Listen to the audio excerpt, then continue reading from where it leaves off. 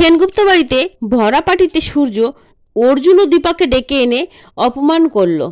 বন্ধুরা, দেখা যায় সূর্য তার মেয়ে রূপা ফিরে আসায় বাড়িতে একটা পার্টি থ্রো করলো এবং দেখা যায় সমস্ত আত্মীয় স্বজন এবং দীপার বাপের বাড়ির সকলকে এবং পার্সোনালভাবে অর্জুনকে সূর্য ইনভাইট করে আসে তাদের পার্টিতে আসার জন্য। দেখা যায় বন্ধুরা, পার্টির দিন সকলে উপস্থিত হলে তখন লাবণ্য সেনগুপ্ত বলে, চলো আমরা সকলেই তো একসাথে হয়েছি, তাহলে এখন কেকটা কাটা যাক। তখন সূর্য বলে, না মা, এখনো একজন বাকি আছে, স্পেশাল গেস্ট। তখন লাবণ্য সেনগুপ্ত বলে, কে?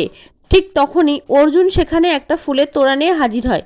তখন সূর্য বলে, এই যে আমাদের স্পেশাল গেস্ট অর্জুন চক্রবর্তী, উনি এসে গেছেন। অর্জুনকে দেখেই সূর্য মুচকি হাসে এবং অর্জুনকে ইঙ্গিত করে ইনডাইরেক্টলি অর্জুনকে অনেক কিছু বলতে থাকে। অর্জুন যেগুলো বুঝতে পেরেও তার কোনো কথার উত্তর দেয় না, সোজা চলে যায় লাবণ্য সেনগুপ্তর কাছে এবং গিফটটা লাবণ্য সেনগুপ্তর হাতে দেয়।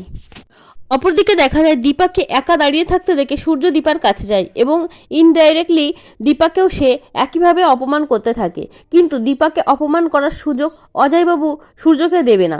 অজয়বাবু উঠে আসে এবং সূর্যকে বলে, সূর্য, তুমি কি আমাদেরকে এভাবে অপমান করবে বলে বাড়িতে গিয়ে নেমন্তন্ন করে ডেকে এনেছিলে? উপর থেকে মিশকা দেখে আর বলে, এবার তো খেলা শুরু হলো, এখনো খেলার বাকি আছে।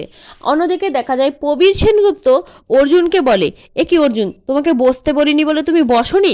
পৃথা চক্রবর্তী, অর্জুন ও ভিক্টর তিনজনেই সোফাতে গিয়ে বসে। অর্জুন চক্রবর্তী ভিক্টরকে বলে, আচ্ছা তোমাকে সেদিনকে দেখেছিলাম না পারফর্ম করতে, তুমি দারুণ ডান্স করেছিলে। তখন ভিক্টর চক্রবর্তী বলে, হ্যাঁ দাদা, আমার ডান্স আপনার ভালো লেগেছে।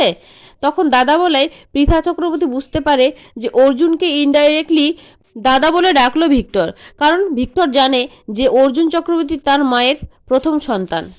দেখা যাচ্ছে আবারও সূর্য মিশকার কথা মতোই চালিত হচ্ছে। তাই মিশকার কথা অনুযায়ী সূর্য অর্জুনকে অনেক অপমান করতে থাকে। অর্জুনের জামার কলার ধরে এবং বলে, আপনি যে নোংরামিটা চালাচ্ছেন সেটা আমরা সকলেই জানি, সত্যটা স্বীকার করুন। অর্জুন বুঝতে পারে না কিসের কথা বলে সূর্য।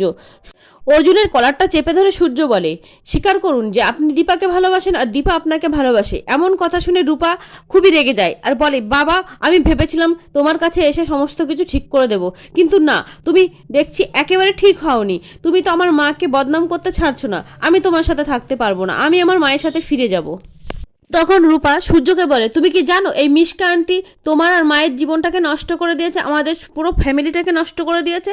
আমরা যখন খুব ছোট ছিলাম তখন মিশকা আন্টি আমার মায়ের শরীরে একটা বিষ ইঞ্জেকশন পুশ করেছিল, যার জন্য আমার মা সবসময় অসুস্থ থাকে।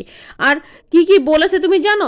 আমার মাকে তো শেষ করে দিয়েছে, তারপরে আমাকে আর আমার বোন সোনাকে সে মেরে ছবি করে দেবে, এই কথা সে বলেছে। রূপা বলে, আমি নিজে সেটা শুনেছি মিশকা আন্টিকে বলতে। মিশকা রূপার এমন কথা শুনে তাড়াতাড়ি নিচে নেমে আসে আর সূর্যকে বলছে, দেখলি তোর মেয়ে রূপা কেমন মিথ্যা কথা বলছে, মিথ্যা কথা বানিয়ে বানিয়ে বলছে। তখন রূপা বলে, আমি জানি তুমি আমার মুখের কথা বিশ্বাস করবে না, আমি ঠিক প্রমাণ করে দেবো যে এই মিশকা আন্টি কত বড় অন্যায় করেছে আমাদের সাথে। তো বন্ধুরা, ছোট্ট রূপা পারবে কি তার মায়ের সাথে হওয়া অন্যায়ের প্রতিবাদ করতে আর সকলকে সত্যি